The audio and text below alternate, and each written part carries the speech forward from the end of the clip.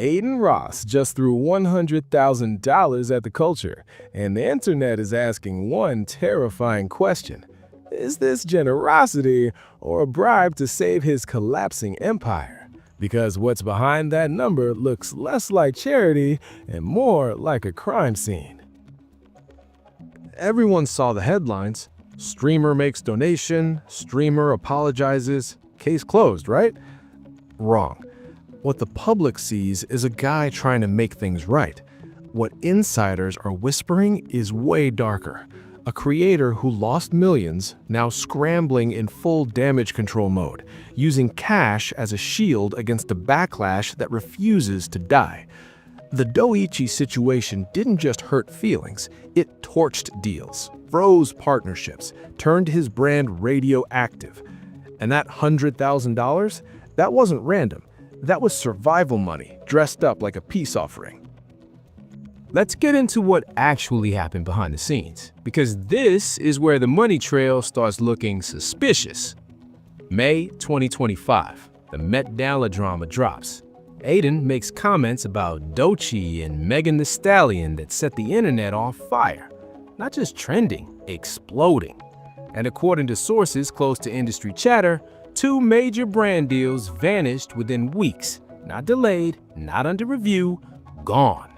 Corporate partners allegedly pulled out, citing reputational risk. Translation, you're too toxic to touch.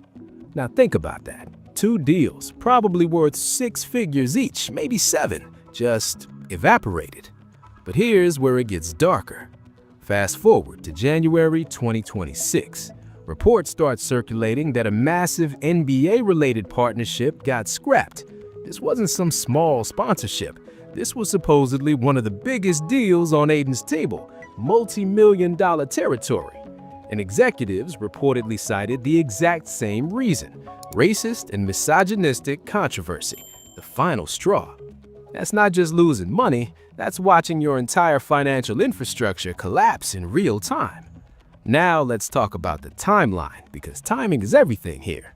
January 6th, 2026.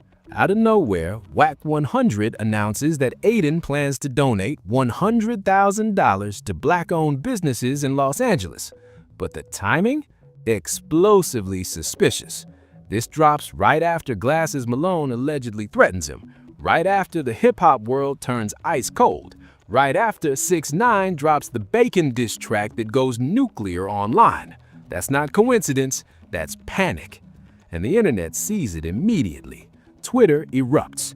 He's trying to buy forgiveness. This is extortion money. You can't Venmo your way out of misogynoir. The backlash is instant because people could smell desperation from a mile away. Then TMZ runs with it, and suddenly WAC 100 is being framed as some kind of peacemaker, like this is a Hollywood truce. But insiders are saying something completely different. They're saying this wasn't peace, this was a ransom payment. Think about the optics for a second. You lose millions in deals. Your reputation is in freefall. The culture is turning on you. And then suddenly you announce a 6-figure donation. That's not generosity. That's a man throwing cash at a fire hoping it goes out before everything burns. And here's the thing, it almost worked. For about 48 hours, the narrative shifted. Some outlets praised the move. Some voices in the community said it was a step in the right direction. But then the questions started coming.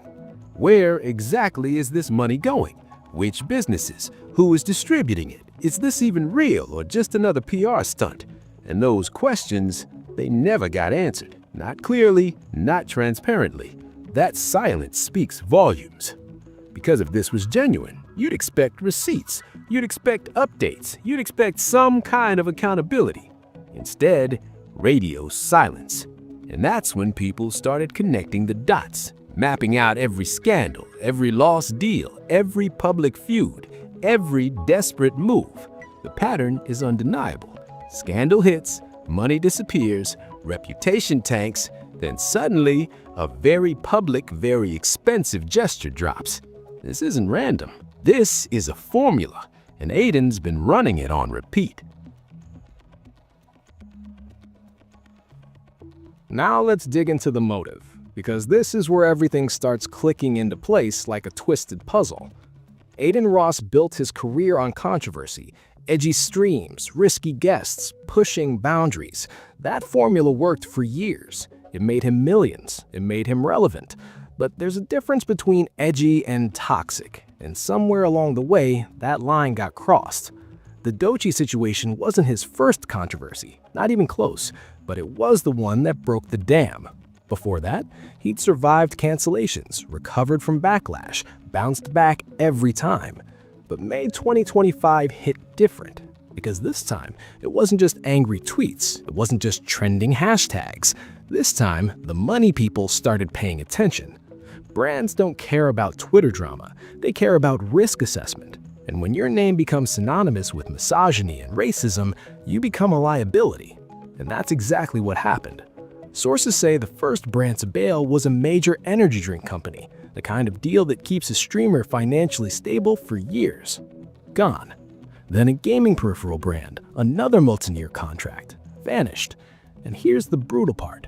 These companies didn't just cancel deals, they pulled already filmed ads, scrubbed his name from campaigns, erased him like he never existed. That kind of rejection hits different. That's not just losing money, that's being told you're professionally untouchable. Now imagine you're Adin in that moment, watching millions disappear, watching doors slam shut, watching your entire business model implode. What do? You panic, and panic makes people do desperate things. Enter Wack 100, industry veteran, connected, controversial but respected in certain circles.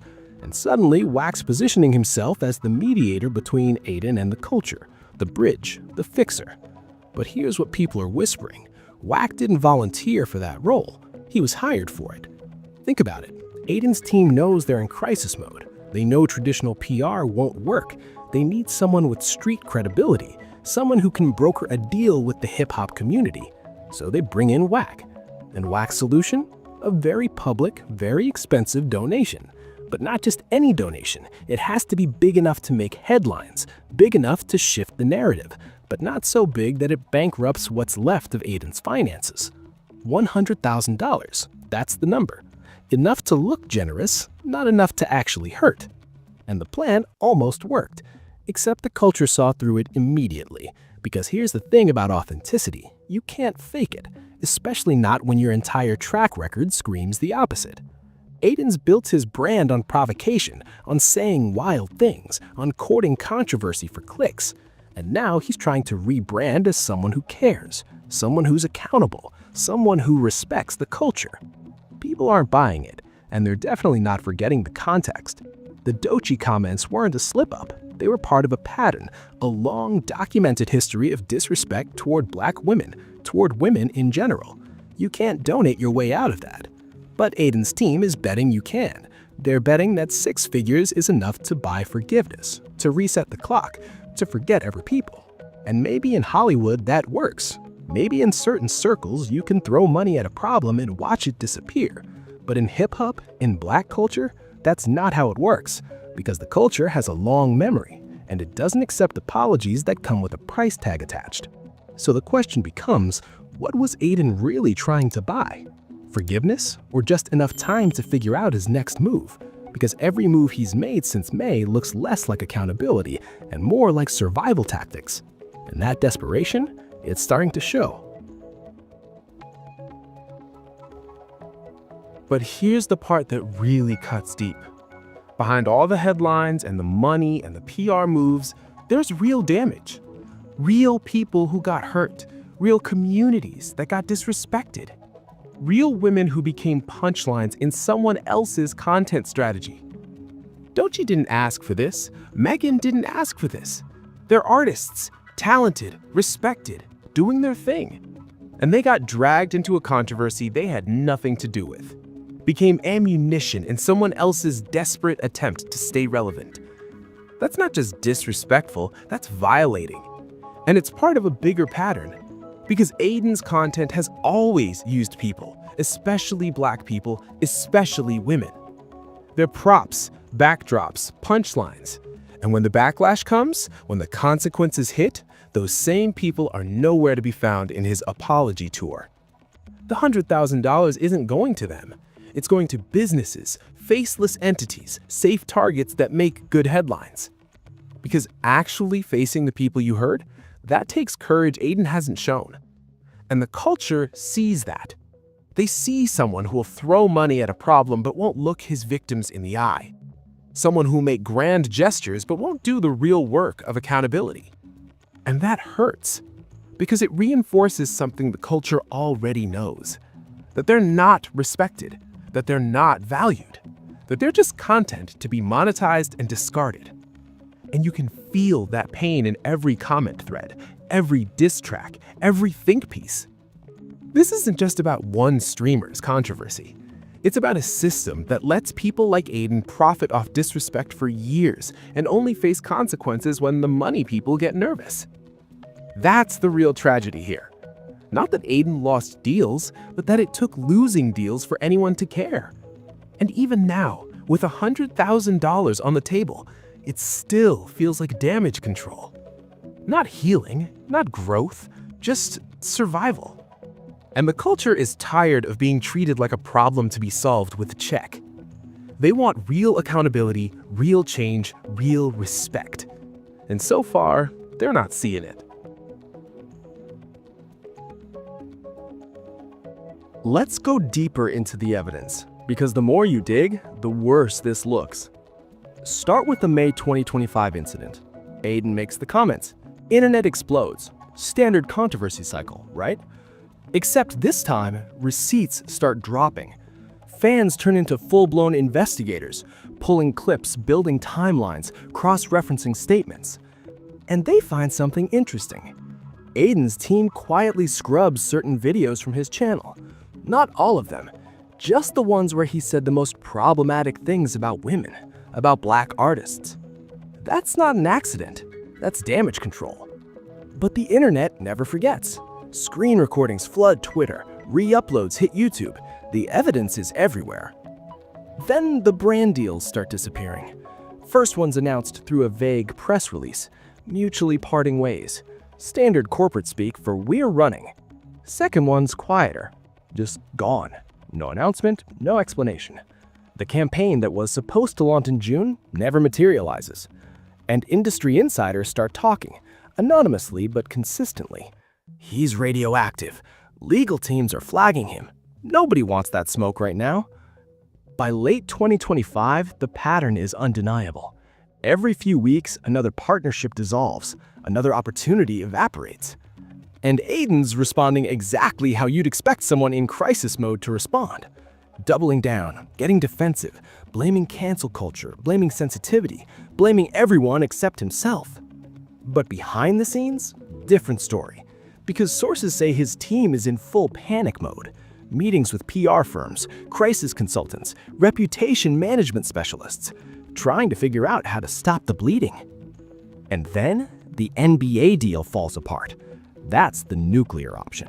Because NBA partnerships aren't just money, they're legitimacy, they're mainstream acceptance, they're proof you've made it.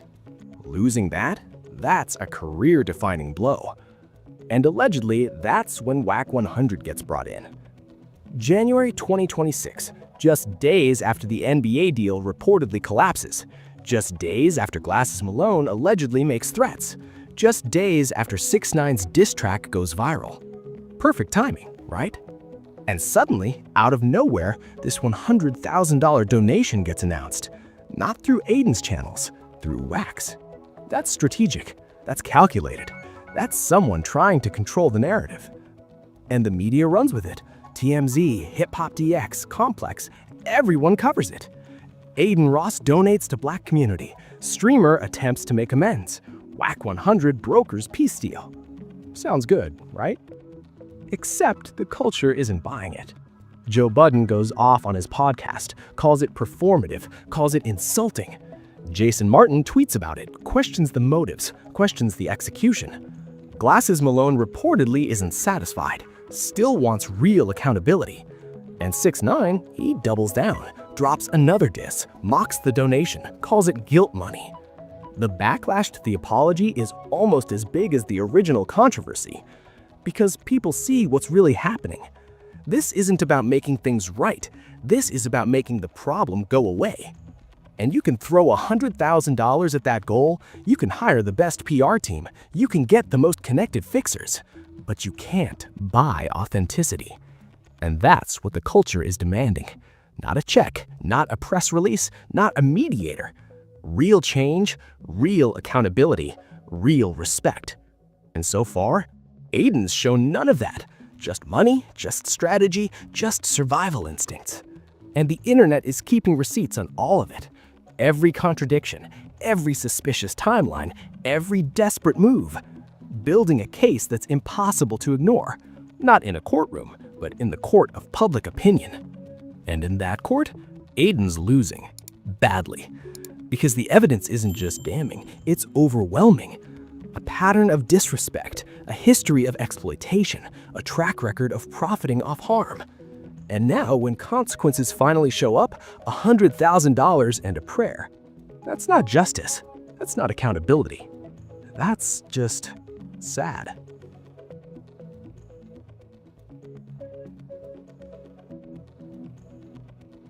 Now let's talk about the broader context, because this story doesn't exist in a vacuum. Adin Ross is part of a larger ecosystem, streamer culture, influencer culture, a world where controversy equals content and content equals money. And in that world, consequences are optional, until they're not. Look at the timeline of influencer accountability. It's wild. Logan Paul films a dead body, career takes a hit, comes back bigger than ever. James Charles faces allegations, loses millions of subscribers, rebuilds. David Dobrik's crew injures someone, sponsorships disappear, he pivots. The pattern is clear.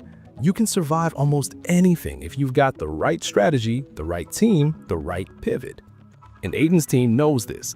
They've studied the playbook. They know how this works. Step 1, lay low, let the initial storm pass. Step 2, strategic apology, vague enough to avoid admitting guilt, specific enough to seem sincere. Step 3, grand gesture, something visible, something that makes headlines. Step 4, rebrand, come back with a new angle, a new message, a new audience if necessary. That's the formula, and it works. Except this time, something's different. The culture Adin disrespected isn't his fan base, is not his demographic, it's not people who are emotionally invested in his success. It's hip-hop, it's Black culture, communities with their own power, their own platforms, their own ability to enforce consequences. And those communities aren't playing by influencer rules. They're playing by their rules, which include accountability, which include memory, which include consequences that don't disappear after a news cycle. That's why the donation didn't work. That's why the PR blitz failed. That's why WAC 100's mediation fell flat. Because you can't influence your way out of cultural accountability, and Adin's learning that the hard way. Meanwhile, other voices are amplifying the message. Joe Budden's using his platform to keep the pressure on, breaking down every move, questioning every motive. Jason Martin's staying vocal, reminding people of the history, the pattern, the context. Blas's Malone is allegedly isn't backing down, still demanding real consequences, real change. And 6ix9ine is, well, he's just adding chaos, throwing gasoline on an already raging fire, because that's what he does. But here's what's interesting. Normally, 6ix9ine would be easy to dismiss, a troll, a clout chaser, someone making noise for attention. But in this case, his Bacon diss track actually resonated because it put into words what a lot of people were feeling, that Adin's apology felt hollow, that the donation felt transactional, that the whole thing reeked of desperation. And when even 6ix9ine's trolling lands, you know you've lost the culture. That's where Adin is right now, lost. Not financially, he's still got money, still got a platform, still got fans, but culturally, he's adrift. And the scary part is, he might not be able to find his way back, because the bridges he burned aren't just charred, they're ash. And you can't rebuild with ash.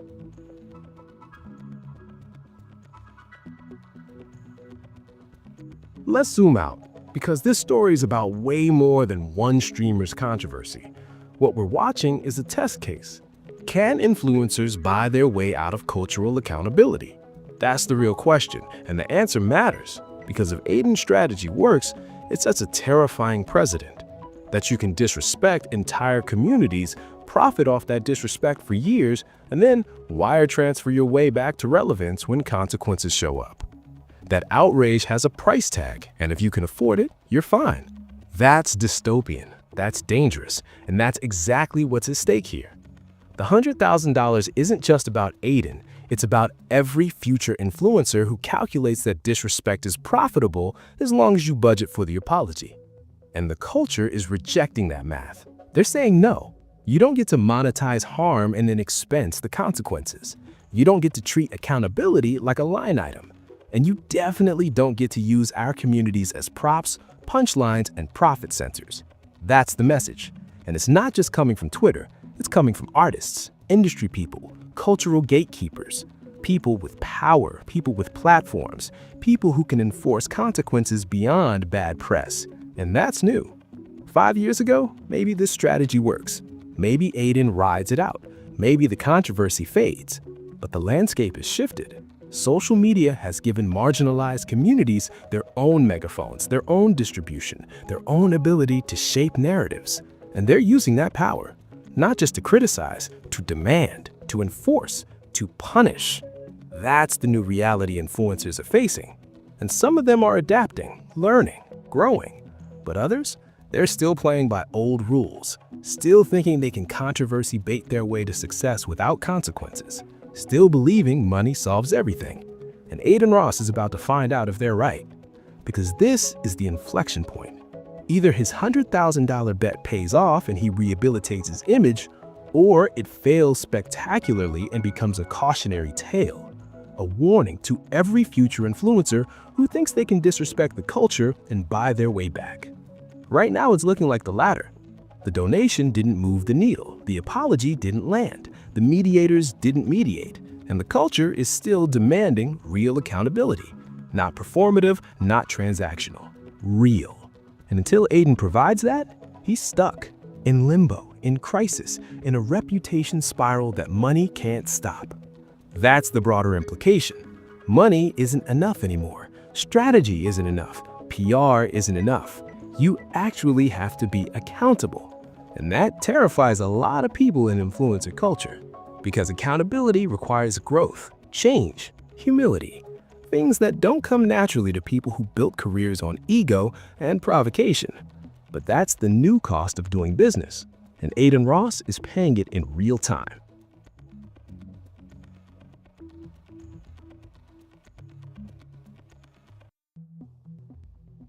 So, here we are. The $100,000 question. Was this donation a genuine attempt to repair damage? Or a calculated bribe to save Adin's career from total annihilation? Let's look at the evidence one more time. Millions lost, multiple deals collapsed, NBA partnership gone, culture turned hostile. Then suddenly, strategically, suspiciously, a six-figure donation. Not to the women he disrespected, not directly to the communities he harmed, but to businesses, through a mediator with maximum press coverage. That's not healing, that's optics. And the culture called it immediately. Because they've seen this movie before. Different cast, same script. Powerful person does harm, faces consequences, throws money at the problem, hopes it goes away. Sometimes it works. Sometimes the news cycle moves on. Sometimes people forget. But not this time.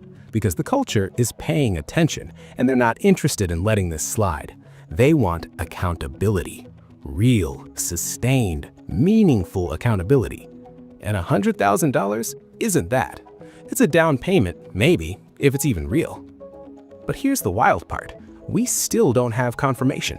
Which businesses got the money, how it was distributed, who verified it, whether it even happened. Just 100's word, some headlines, some press. No receipts, no transparency, no follow-up. That silence is deafening. Because if this was real, you'd expect updates, progress reports, some kind of accountability. Instead, nothing. And that makes people wonder, was this ever real? Or was it just a press release designed to buy breathing room? Did Adin actually cut a check? Or did his team just plant a story and hope the controversy would fade? We don't know. And that's the problem. Because without transparency, this whole thing looks like a scam. a desperate PR move that never materialized. And if that's true, if this was all smoke and mirrors, then Adin's not just canceled, he's done. Because you can survive controversy, you can survive backlash, you can even survive losing millions, but you can't survive being exposed as fake. And right now, that's exactly how this looks. A faker trying to fake an apology with fake generosity. And the culture is watching, waiting, building the case, ready to deliver the verdict. And unless something changes, unless Adin provides real proof, real accountability, real change, that verdict is going to be brutal. Not just canceled, erased, removed from the culture entirely. A cautionary tale, a warning label, a name that becomes synonymous with everything wrong with influencer culture. That's what's at stake. And the clock is ticking. Because the internet is patient, but it's not forgiving. And once the culture decides you're done, no amount of money can save you. Not 100,000, not a million, not 10 million. Because at that point, it's not about money anymore. It's about principle. And the culture's principle is clear. You don't get to disrespect us and walk away. Not anymore. And that's where we are right now. The culture is split. Some people see a step toward healing, a flawed attempt maybe, but an attempt. Others see a desperate man throwing money into a burning reputation, hoping something sticks. The truth? Probably somewhere in between. But the perception, that's what matters. And right now, the perception is brutal. Adin Ross isn't seen as accountable. He's seen as scared. Not sorry, just scared of losing everything. And that fear is showing in every move, every statement, every strategic donation. It's all damage control, all survival instinct, all panic. And the culture can smell it. So here's the question for you. Can you donate your way out of misogynoir? Can you wire transfer your way back into a culture's good graces after years of disrespect? Or is this the moment Adin Ross's empire finally collapses for good? Drop your thoughts in the comments, because this conversation is far from over. Do you think the donation was genuine or calculated? Do you think Adin deserves a second chance, or is he finished? And what does this mean for influencer accountability going forward? Let's talk about it. Make sure you hit that like button, smash subscribe, and turn on notifications so you don't miss a single update. Because this story is still unfolding. More details are dropping. More receipts are surfacing. And trust me, this is about to get even crazier. I appreciate you for rocking with me through this deep dive. Stay safe out there, stay critical, and remember, the internet never forgets, and the culture always collects. I'll catch you in the next one. Peace.